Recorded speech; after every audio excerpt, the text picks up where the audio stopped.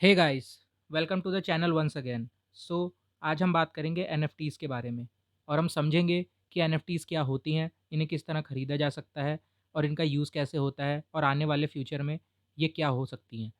तो सबसे पहले एनएफटीज़ को समझने के लिए हमें ये समझना होगा कि एनएफटी वर्ड जो है ये किस चीज़ के लिए स्टैंड करता है। सो एनएफटी की फुल फॉर्म होती है नॉन फंजिबल टोकन्स। इसमें 2 वर्ड्स हैं, नॉन फंजिबल और टोकन। तो सबसे पहले हम टोकन को समझ लेते हैं। टोकन को समझने के लिए अगर मैं आपको रियल लाइफ में एग्जांपल दूँ, तो मैं आपसे कहूँगा कि अगर आप कभी भी किसी रेस्टोरेंट में जाते हैं, कई बार कई मार्केट्स में या मॉल्स में फूड कोर्ट होते हैं, जहाँ पर आप डायरेक्ट फूड काउंटर पे जाके खाना नहीं खरीद सकते अपने पैसों के साथ। आपको सबसे पहले टोकन काउंटर पे जाना पड़ता है। आपको अपनी जेब के असली पैसे टोकन से कन्वर्ट करने पड़ते हैं। आप वो पैसे उन्हें देते हैं टोकन काउंटर पे और अब वो आपको टोकन्स दे देते हैं। फिर आप वो टोकन ले जाकर फूड काउंटर पे देते हैं। जैसे कि हल्दीराम हो गया या बर्गर किंग हो गया या मैकडॉनल्ड्स हो गया और फिर वो उस टोकन के बदले आपको खाना देते हैं। तो यहाँ पर हमने किया क्या? हमने ये किया कि हमने रियल मनी को एक्सचेंज कर लिया उन टोकन्स के साथ, जो कि वापस उस टोकन काउंटर पर आते हैं जहाँ से उन वेंडर्स को उनके पैसे मिल जाते हैं। तो इसे बोलते हैं टोकन। तो इसमें भी एनएफटी में जो एनएफटी है ये डिजिटल एसेट्स हैं जिन्हें सिर्फ़ आप क्रिप्टो करेंसी से खरीद सकते हैं। क्रिप्टो करेंसी के बिना इन्हें आप डायरेक्ट पैसे से नहीं खरीद सकते और इन्हें ओन करने के बाद बेचा भी क्रिप्टो करेंसीज़ में ही जाता है। तो अब जो इसका पहला वर्ड था नॉन फंजिबल, उसका मतलब होता है कि ये ट्रेडेड नहीं है directly with the real money. जैसे कि क्रिप्टो करेंसीज़ है, जिसे आप खरीद सकते हैं और उसके बाद आप डायरेक्ट रियल पैसे के साथ ट्रेड कर सकते हैं, यानी कि रियल पैसे में बदल सकते हैं और उसके बाद रियल पैसे क्रिप्टो करेंसी को खरीद सकते हैं। वैसे ही आप रियल पैसे के साथ एनएफटीज़ को नहीं खरीद सकते और ना ही अगर आपके पास एनएफटी है, तो उसे आप डायरेक्ट रियल पैसे में बेच सकते हैं। पहले आपको जो रियल मनी है उससे आपको खरीदनी होगी क्रिप्टो करेंसीज़ और उसके बाद उस क्रिप्टो करेंसी से आप एनएफटी खरीदोगे और अगर आपको एनएफटी बेचनी है, तो आप एनएफटी को सोल्ड करोगे पहले क्रिप्टो करेंसी में और उसके बाद उस क्रिप्टो करेंसी को कन्वर्ट करोगे रियल मनी में। एनएफटीज़ भी क्रिप्टो करेंसीज़ की तरह ब्लॉकचेन पर ही वर्क करती हैं, जहाँ पर इनकी जो ओनरशिप है वो कन्फर्म की जा सकती है ताकि इनके साथ कोई छेड़छाड़ ना कर सके और इनकी ट्रू ओनरशिप को ट्रैक किया जा सके। NFTs are digital assets. तो जब मैं बोलता हूँ डिजिटल एसेट्स तो इसका मतलब है कि ये सिर्फ डिजिटली एग्जिस्ट करती हैं। मेरी एक प्रीवियस वीडियो है मेटावर्स के ऊपर, आप जाकर उसे सुन सकते हैं। उसमें मैंने बताया है कि मेटावर्स कैसे आकर सब कुछ चेंज करने वाला है और ये कैसे वो एक डिजिटल वर्ल्ड है। वो अपने आप में एक डिजिटल दुनिया है जो कंप्यूटर के ऊपर एग्जिस्ट करती है, कोड्स में एग्जिस्ट करती है और जहाँ पर आप जो चाहें वो बन सकते हैं। तो अब जब आप एक डिजिटल वर्ल्ड में चले गए तो आप वहाँ पर चीज़ें भी ओन करेंगे, ठीक है? जो क्रिप्टो करेंसी है वो भी उस डिजिटल वर्ल्ड में यूज़ होगी क्योंकि एक डिजिटल करेंसी है, तो वहाँ पर इस करेंसी को यूज़ करने के बाद आप जो भी चीज़ें खरीदेंगे, उन्हें हम बोलते हैं एनएफटीज़। फिर ये डिजिटली डिज़ाइन्ड ग्राफ़िक्स हो सकते हैं, इमेजेस हो सकती हैं या किसी ने फ़ोटो क्लिक किए हों, वो हो सकते हैं या फिर म्यूज़िक हो सकता है या फिर कपड़े हो सकते हैं, स्नीकर्स हो सकते हैं। सबसे पहली एनएफटी बनाई गई थी इवोन मैकॉय के द्वारा 2014 में, जिसका नाम था क्वांटम। बट तब तक ये टेक्नोलॉजी इतनी ज़्यादा फ़ीज़िबल नहीं थी, क्योंकि तब तक ब्लॉकचेन नहीं आया था और हमारी क्रिप्टो करेंसीज़ नहीं आई थी। तो इस चीज़ को वाइड लेवल पे यूज़ नहीं किया जा सकता था। क्रिप्टो करेंसीज़ का एक्ज़िस्टेंस था बट इतना वाइडली नोन नहीं था जैसे कि आज के लेवल पे इन्हें इतना ज़्यादा यूज़ किया जाता है और इतने ज़्यादा लोग इनमें इन्वेस्ट कर रहे हैं। तो अब इसे एक नॉर्मल चीज़ समझा जाता है, जो क्रिप्टो एंथुसियास्ट हैं उनके बीच। एनएफटीज़ का बूम आया था ईयर 2021 में, मार्च 2021, जब एक एनएफटी जिसका नाम था एवरीडेज़, जो थी एक कलेक्शन द फर्स्ट 5000 डेज़ की, सोल्ड की गई 69 मिलियन यूएसडी में, जिसने इसकी वैल्यू को रख दिया क्लॉड मोनेट और जैक्सन पॉलॉक जैसे ग्रेटेस्ट आर्टिस्ट के बीच। इससे पहले जून 2017 में अ series of pixelated cyberpunk aesthetic photos थी, उन्हें रिलीज़ किया गया जिनका नाम था क्रिप्टोपंक्स। ये 10,000 इमेजेस थी जिनको फ्री में दिया गया था। जो क्रिप्टो यूज़र्स थे वो इन्हें फ्री में खरीद सकते थे और जून 2017 में इनमें से ही एक पिक्सेलेटेड आर्ट जिसका नंबर था 3100 उसे फ्री में दिया गया और उसके 2 हफ्ते बाद इस एनएफटी के ओनर ने इसे 1,64,000 रुपीज़ में बेच दिया। जिसके 4 साल बाद ये एनएफटी एक ऑक्शन में 59 करोड़ इंडियन रुपीज़ में सोल्ड हुई। ये एनएफटीज़ रियल लाइफ़ के मुकाबले आर्टिस्ट को अपने वर्क पर ज़्यादा ग्रिप देती हैं, जिसके थ्रू जो रियल आर्टिस्ट हैं, वो अपने आर्ट पर रॉयल्टीज़ कमा सकते हैं। फॉर एग्ज़ाम्पल, अगर मैंने रियल लाइफ़ में एक पेंटिंग खरीदी और मैंने उसकी कीमत दे दी है, तो अब वो मेरी है और अब आगे मैं उसे जितने भी रेट पर बेचूँ, उसमें जो असली आर्टिस्ट है, उसे कुछ नहीं मिलेगा।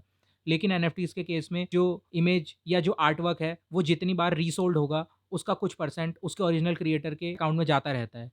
जिससे कि फ़ायदा है, वो जो सेलर है, उसके साथ-साथ जो मेन क्रिएटर है, उस आर्ट वर्क का, उसे भी होता है। साल 2021 में एनएफटी मार्केट जो है वो स्काईरॉकेट होना शुरू हो गया और तभी नाइकी ने भी अनाउंस किया कि वो भी अपने एनएफटी स्नीकर्स लॉन्च करेगा और उसने आर्टिफैक्ट जो एक कंपनी थी जो एनएफटीज़ क्रिएट करती थी उसे खरीद लिया। सेम जो है एडिडास ने भी कोलैब किया बोर्ड एप यॉट क्लब के साथ जो अपनी एनएफटीज़ के लिए फ़ेमस है, बोर्ड एप की इमेजेस के लिए। और इसके साथ ही बैलेंसियागा जैसी बड़े-बड़े लग्ज़री फ़ैशन डिज़ाइनर ब्रांड्स ने भी अपनी एनएफटीज़ लॉन्च की क्लोथिंग की।